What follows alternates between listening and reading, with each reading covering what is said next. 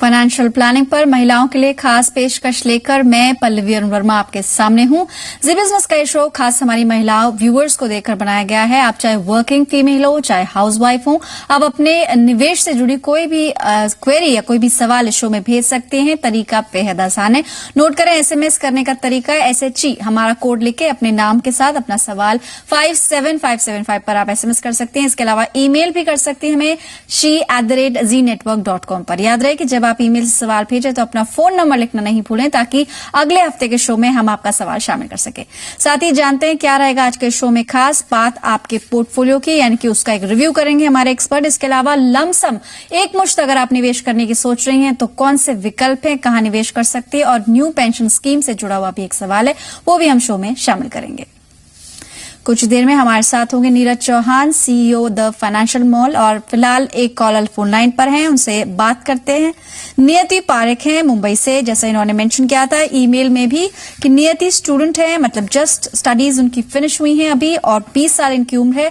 1000 प्रति माह से ये निवेश शुरू करना चाहती हैं। नियति, बहुत बहुत स्वागत है आपका। बहुत बहुत अच्छी बात है कि आप इतनी कम उम्र में निवेश स्टार्ट करना चाहती हैं। बताइए क्या एग्जैक्टली आप एक्सपर्ट से जानना चाह रही हैं। नियति, आपकी आवाज थोड़ी सी साफ नहीं आ रही है, थोड़ा सा can you be a little clearer? Yes ma'am, good evening ma'am. Good evening नियति। टेलीविजन को आप म्यूट कर दीजिए, आप फोन लाइन पर हमसे बात कर सकती हैं। हाँ बताइए नियति। मुझे I'm 20 years old and I wanted to invest in SBI shares 50. So I wanted to know the price and whether why share market? आपने जैसे पहले भी हमसे कांटेक्ट किया था, आपने बताया था कि शेयर मार्केट में आपका इंटरेस्ट है, but as you know you are very young and why do you want to start with stock markets? Why not any other option? Shares में क्यों खास करके आप निवेश करना चाहते हैं? Actually I was just flipping my channels and I started looking at the stock market. So I thought it would be a good investment for my future.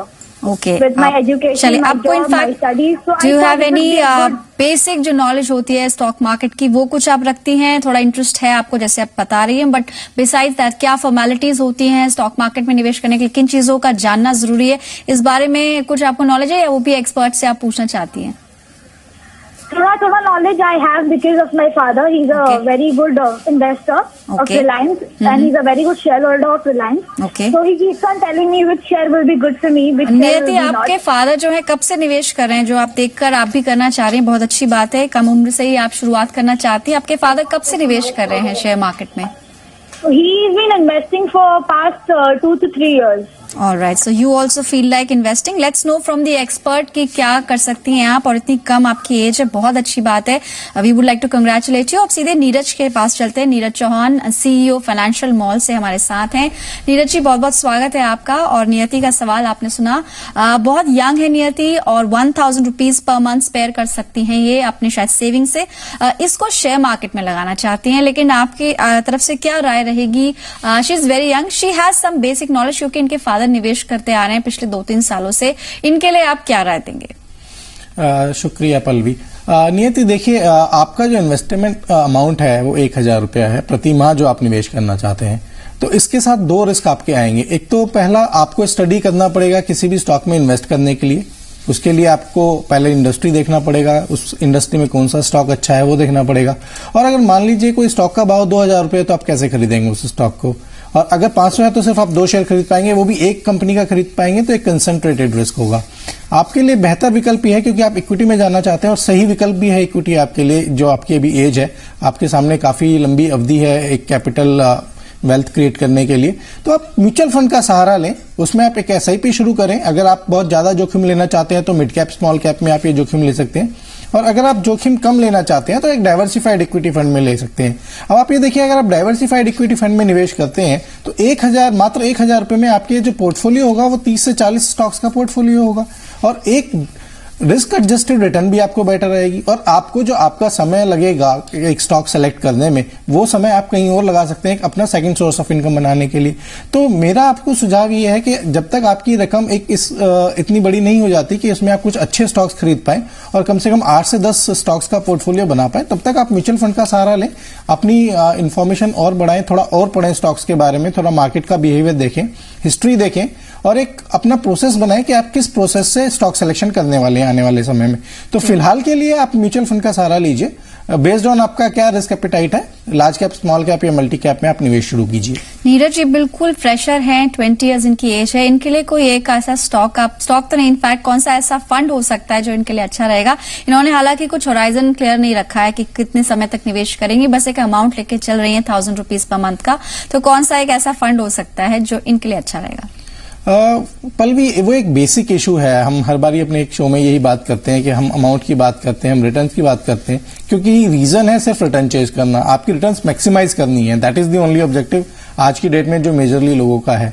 अगर ये कोई गोल लेकर के चलते हैं आज से, तो उसके ऊपर आप अपना इंस्ट्रूमेंट डिसाइड कर सकते हैं। लेकिन क्योंकि इन्होंने अपने सवाल में ये बोला है कि मेरे को इक्विटी के अंदर इन्वेस्ट करना है, स्टॉक के अंदर इन्वेस्ट करना है, तो इनके पास option large cap, mid cap और स्मॉल कैप की है। तो मेरा सुझाव ये है, क्योंकि अभी नए निवेशक हैं, तो एक डाइवर्सिफाइड इक्विटी फंड में लें। यूटीआई इक्विटी अपॉर्चुनिटी एक अच्छा फंड है, और लार्ज कैप में आईसीआईसीआई फोकस ब्लू चिप एक अच्छा फंड है, इनमें आप निवेश कर सकते हैं।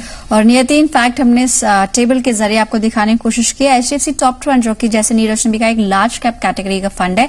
इस पर्टिकुलर फंड का जितनी भी बड़ी बड़ी कंपनीज है, लार्ज कैप कंपनीज है, एसबीआई हो गई, चाहे आईसीआईसीआई बैंक है, इन्फोसिस, आईटीसी जैसी कंपनियों का इस पर्टिकुलर फंड में एलोकेशन है।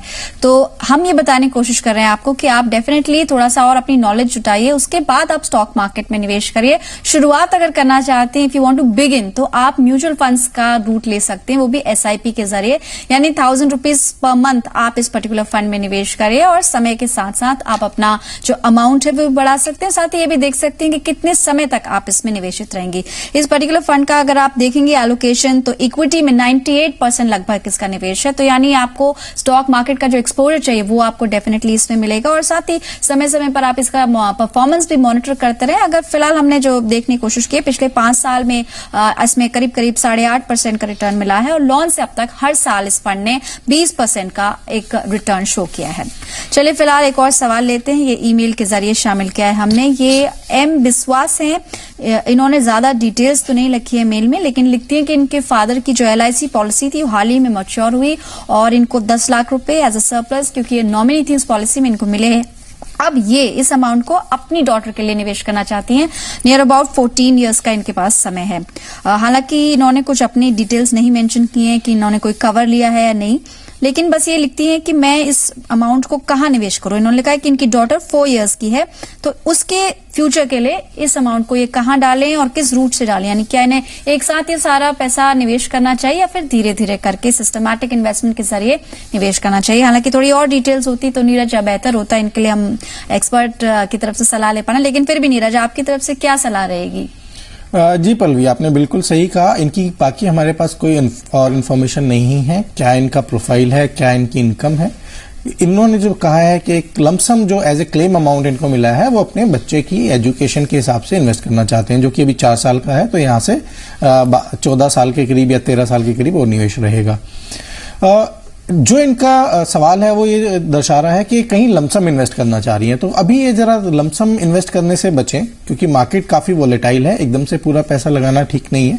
बेहतर विकल्प ये है कि आप इस पैसे को कहीं एक सेफ इन्वेस्टमेंट में डालें, जैसे आप शॉर्ट टर्म इनकम फंड या लिक्विड फंड में इस पैसे को स्ट्रेट अवे पार्क कर सकते हैं, जो आपको एक रीजनेबल रिटर्न देगा, और वहां से आप एसटीपी का सहारा लेकर के कोई बैलेंस फंड के अंदर निवेश शुरू करें। बैलेंस फंड में जैसे आपके पास एचडीएफसी का बैलेंस फंड है या फ्रैंकलिन टेम्पल्टन का डायनेमिक पी रेशियो फंड है, और अगर आप थोड़ा सा रिस्क लेने में कंफर्टेबल हैं तो आप एक डाइवर्सिफाइड इक्विटी फंड का भी सहारा ले सकते हैं। इसमें थोड़ा सा ध्यान रखने वाली बात यह है कि जैसे आप अपने गोल के पास पहुंचे तो आप अपना इक्विटी का एक्सपोजर कम करें, ताकि आपका एक्सपोजर मिनिमम हो जब आपका वो गोल सामने हो, सो दैट आपको मार्केट की कोई भी फ्लक्चुएशन उस टाइम अफेक्ट नहीं करे, और जो आपका एक डिजायर्ड समय आपको मिल जाए। साथ में अगर इनका इंश्योरेंस नहीं है तो अपनी एक टर्म इंश्योरेंस जरूर लें, क्योंकि लायबिलिटी है इनके पास, एक रिस्पॉन्सिबिलिटी है निभाने के लिए, तो एक अपनी प्रोटेक्शन भी जरूर रखें।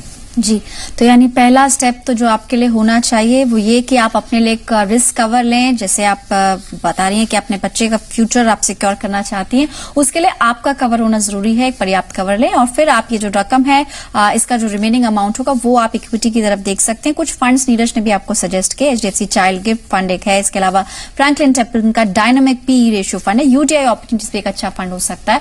तो इस पर निर्भर करेगा आप कितना जोखिम ले सकती हैं। नहीं तो डेट फंड्स, इनकम फंड्स की तरफ भी आप रुख कर सकते हैं। फिलहाल एक ब्रेक के लिए रुकेंगे, ब्रेक के उस पार बात करेंगे न्यू पेंशन स्कीम के बारे में।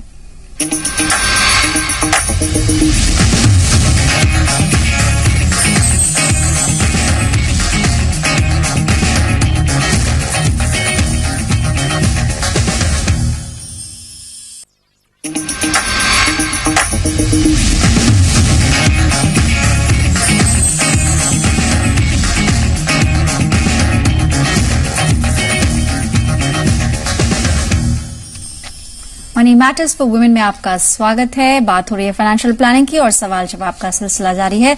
अगर आपके मन में भी कोई सवाल है अपने पोर्टफोलियो से लेकर तो आप इस शो में भेज सकती हैं। SMS करने के लिए श्री लिखकर अपने नाम के साथ अपना सवाल 57575 पर भेजना होगा। इसके अलावा ईमेल भी कर सकती हैं SHE@ZNetwork.com पर। याद रहे कि ईमेल से सवाल भेजे तो अपना फोन नंबर लिखना नहीं भूलें ताकि अगले शो में आपका सवाल हम शामिल कर सके। फिलहाल एक कॉलर लाइन पर है, उनसे बात करते हैं। मुस्कान है हैदराबाद से। मुस्कान, बहुत बहुत स्वागत है। बताइए क्या सवाल रहेगा आज का। Thank you ma'am. हेलो। हाँ, पूछिए मुस्कान, आप एक्सपर्ट से क्या जानना चाह रही हैं?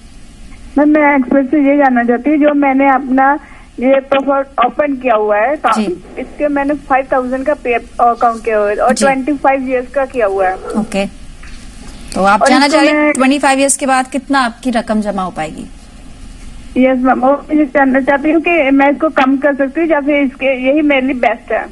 आपका कोई लक्ष्य है ऐसा कि आप 25 साल बाद एक सर्टेन अमाउंट आप कुछ एक्सपेक्ट कर रही हो तो आपको बेहतर राय मिल सकती है? नहीं मैम, मैं ये जानती हूँ कि ये मेरे लिए बेस्ट है या मैं इसको थोड़ा कम कर सकती हूँ। चलिए, आप बेसिकली एक रिव्यू जानना चाहती हैं कि एक्सपर्ट की तरफ से कि जो फंड्स आपने चुने वो कैसे हैं और आफ्टर 25 इयर्स आप कितना कॉर्पस एक्सपेक्ट कर सकती हैं।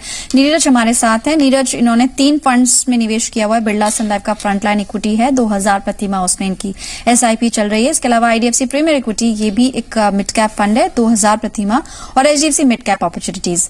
ओवरऑल फंड आपको किस तरह से नजर आ रहा है? थोड़ा बायस लग रहा है मिड कैप की तरफ, आपकी क्या राय रहेगी? देखिए मुस्कान, आपका जो सवाल है कि ये आपके लिए सही है नहीं है, उसका निर्णय करना थोड़ा सा मुश्किल है। कोई भी चीज सही या गलत नहीं हो सकती, वो आप किस चीज के लिए इस्तेमाल कर रहे हैं या किस गोल के लिए आपने वो चूज किया है वो निर्धारित करता है कि वो सही है या गलत है। तो आपका लॉन्ग टर्म अगर ऑब्जेक्टिव है तो इक्विटी सही है, लॉन्ग टर्म ऑब्जेक्टिव नहीं है तो ये सही नहीं है। दूसरा, आपका जो पोर्टफोलियो है वो थोड़ा मिड कैप बायस्ड है। मिड कैप बायस्ड होने का मतलब ये है कि रिटर्न तो बहुत ज्यादा आ सकती है लेकिन उस हिसाब से इसमें रिस्क भी बहुत ज्यादा है और वॉलेटिलिटी भी बहुत ज्यादा है।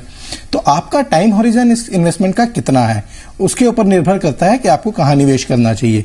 अभी इस पोर्टफोलियो को अगर हम देखें तो सिर्फ इसी के बेस पे राय दें और बाकी सब चीजों को आइसोलेशन में रखें तो आप अपना मिड कैप से थोड़ा एक्सपोजर कम कीजिए और इसको लार्ज कैप या डाइवर्सिफाइड इक्विटी फंड की तरफ लेके जाइए और लंबा अवधि का होरिजन रखिए। अगर आप ये निवेश करेंगे अगले 20-25 साल में और आपको 12.5% की अगर रिटर्न जनरेट होती है तो हमारा मानना है कि आप लगभग 1 करोड़ का कॉर्पस जुटा पाएंगे जो आप अपने किसी फ्यूचर रिटायरमेंट के लिए या किसी गोल के लिए इस्तेमाल कर सकते हैं। जी, तो मुस्कान, आपके लिए जो आपने फंड्स चूज किए हैं उसमें से 2 से आप कंटिन्यू करें। बिरला सन लाइफ अच्छा फंड है, IDFC प्रीमियर इक्विटी, लेकिन आपने 2 मिड कैप्स यहाँ पे इस्तेमाल आप यूज कर रहे हैं, SIP चल रही है। तो आप एक्सपर्ट की तरफ से राय HDFC मिड कैप की जगह आप स्विच कर सकती हैं HDFC प्रूडेंस या फिर फ्रैंकलिन टेम्पल्टन का डायनामिक PE फंड है। और बाकी जो आप जानना चाह रहे हैं 25 साल बाद किस तरह का कॉर्पस आपका बनेगा, डिपेंड करेगा कैसे रिटर्न्स आपको मिलते हैं। एक अनुमानित रिटर्न के हिसाब से चले तो 5000 प्रति माह के निवेश से 25 साल के अंदर 10% के हिसाब से आप देख सकते हैं 66.8 लाख एक अनुमानित एक एस्टिमेट लगा के हम चल रहे हैं। इसके अलावा 12-12.5% आपको मिलता है तो आपका जो कॉर्पस है वो 1 करोड़ तक पहुंच सकता है, डिपेंडिंग कि किस तरह के आपको रिटर्न्स मिलते हैं। तो अपने पोर्टफोलियो को नियमित मॉनिटर आप करती रहें। साथ ही अगर आप इन्वेस्टमेंट्स बढ़ाना चाहती हैं सैलरी बढ़ने के साथ साथ तो आप वो भी कर सकती हैं। फिलहाल कुछ और सवाल यहाँ पर शामिल करने की कोशिश करेंगे। एक ईमेल यहाँ पर शामिल करते हैं। NPS में निवेश पर सवाल है। पूर्णिमा है, नवी मुंबई से इन्होंने भेजा है। कहती हैं कि न्यू पेंशन स्कीम में निवेश करना चाहती हैं, क्या बैंक के जरिए भी इसमें निवेश किया जा सकता है, यानी पोस्ट ऑफिस के अलावा? तो नीरज, बैंक्स में यानी क्या सरकारी बैंक्स में ही इनको जाना पड़ेगा या फिर प्राइवेट बैंक्स भी एनपीएस में खाता खुलवा सकते हैं? नहीं, प्राइवेट बैंक्स भी एनपीएस के अंदर खाता खोलते हैं, सरकारी बैंक भी एनपीएस में खाता खोलते हैं और पोस्ट ऑफिस भी खुलता है। खाता सारा सेंट्रल गवर्नमेंट का जो स्कीम है, न्यू पेंशन स्कीम, एक ही स्कीम है, चाहे वो किसी के भी थ्रू खोले। सिर्फ जो डिफरेंस आता है वो एक सर्विस लेवल का फर्क आता है। प्राइवेट बैंक या जो बैंक्स हैं वो as compare to post office एक बेटर सर्विस प्रोवाइड करते हैं। तो अगर आपके आसपास कोई निकटतम बैंक है तो आप उस पर संपर्क करें, अपना एक खाता खोलें जिसको आप, और वहां से आप अपना कंट्रीब्यूशन शुरू कर सकते हैं। जी, तो न्यू पेंशन स्कीम के आप देख सकती हैं, फीचर्स हमने दिखाने की कोशिश की है कि किस तरह से आप पास में खाता खोल सकते हैं। मिनिमम इसमें सालाना निवेश 6,000 रुपए, यानी कि आप 500 रुपए से भी इसमें शुरुआत कर सकते हैं। अच्छी स्कीम है, इसमें कुछ ऑप्शंस भी हैं। आपने देखा कि इक्विटी में इसमें 50% तक का कैप है। इसमें कुछ फंड्स आपको अवेलेबल होते हैं जिसमें आप निवेश कर सकती हैं। आपके लिए बेहतर है कि नहीं, अगर आपने थोड़ी और डिटेल्स शेयर की होती तो आपके लिए हम बता सकते थे कि किस तरह का ये स्कीम है। अदरवाइज ये बहुत पुरानी स्कीम है और ये गवर्नमेंट रन स्कीम है। चलिए एक और सवाल यहाँ पर शामिल करेंगे, ये भी ईमेल के जरिए है। दीपा पाटिल हैं पुणे से, इन्होंने पूरा एक अपना पोर्टफोलियो हमारे साथ शेयर किया है। दीपा ने बताया कि इनकी उम्र है 30 साल और इनके कुछ होम लोन्स चल रहे हैं, कुछ एक्सपेंसेस भी हैं। ओवरऑल जो ये जानना चाहती हैं, इनके कुछ टारगेट्स हैं सेट, उस पर ये राय लेना चाहती हैं कि क्या इनके मौजूदा जो इन्वेस्टमेंट्स हैं उससे इनका 5 साल में 50 लाख और 22 साल में यानी रिटायरमेंट तक क्या 1 करोड़ जमा हो सकता है। साथ ही कुछ और भी इन्होंने बच्चे के एजुकेशन और मैरिज को लेके कुछ 25 लाख तक का टारगेट यहाँ पर बताया है। नीरज, अपने पोर्टफोलियो हमने आपसे साथ शेयर किया था, उस पर आपकी क्या राय है? साथ ही इन्होंने एक टर्म प्लान भी लिया हुआ है 50 लाख का, क्या ये सब पर्याप्त है? कुछ इनके एक्सपेंसेस जो इन्होंने बताया, मंथली 30,000 के आसपास एक्सपेंसेस है, 45,000 इनकी सैलरी है, तो जो 15,000 इनके पास बचता है इन हैंड, वो किस तरह से इन्वेस्ट कर रही हैं और क्या ये टारगेट्स अचीवेबल हैं? देखिए पल्लवी, इनका अगर हम एनालिसिस करें इनकम और एक्सपेंडिचर, तो 45,000 का इनका इनकम है मंथली और 15,000 इनका हाउस होल्ड एक्सपेंडिचर है और 15,000 का इनका ऑलरेडी ईएमआई चल रहा है। आई बिलीव ये ईएमआई इनका शायद होम लोन का है। साथ में इन्होंने टर्म इंश्योरेंस एक 50 लाख का लिया हुआ है जिसका प्रीमियम ये 4494 दे रही है, और एक इनकी जीवन आनंद पॉलिसी है LIC का, जो और 2 लाख का इनका एक हेल्थ इंश्योरेंस है जो कंपनी ने प्रोवाइड किया हुआ है। इसके साथ इनका SIP चल रहा है 3 अलग अलग स्कीम में। SBI ब्लू चिप है, SBI इमर्जिंग है, SBI इनकम फंड है, तो तीनों SBI के फंड है। PPF चल रहा है 5,000 रुपए प्रति माह और RD चल रहा है 3,000 रुपए प्रति माह। और जो आपने गोल की बात करी कि इनको 5 साल में 50 लाख रुपया और चाहिए कोई घर खरीदने के लिए, रिटायरमेंट कॉर्पस इकट्ठा करना 1 करोड़ 22 साल, और चाइल्ड एजुकेशन 25 लाख 18 साल बाद, और चाइल्ड मैरिज 25 लाख 25 साल के बाद। अगर हम ये चारों गोल लें और इनकी जो करंट इन्वेस्टेबल सरप्लस बचता है उससे चारों गोल मीट नहीं होते हैं, तो पहला स्टेप ये आता है कि आपको प्रायोरिटाइज करना पड़ेगा कौन सा गोल आपके लिए ज्यादा इंपॉर्टेंट है। अगर आपके लिए होम ज्यादा इंपॉर्टेंट है तो आपको किसी और गोल में कंप्रोमाइज करना पड़ेगा, लेकिन फिलहाल होम लोन थोड़ा सा अनअटेनेबल लगता है, क्योंकि अगर आप 50 लाख जोड़ना चाहते हैं तो उसके लिए अभी आपके पास उतना सरप्लस नहीं है। तो मेरी सलाह आपको ये है कि आप बाकी 4, अगर होम इतना प्रायोरिटी नहीं है तो बाकी 3 गोल के ऊपर फोकस करें, और इसके ऊपर अगर आप 8,000 रुपए निवेश करें रिटायरमेंट के लिए, 3,500 चाइल्ड एजुकेशन के लिए और 1,500 रुपया प्रति माह चाइल्ड मैरिज के लिए, तो आपके तीनों गोल मीट हो जाते हैं, प्रोवाइडेड आपको 12% की रिटर्न मिले।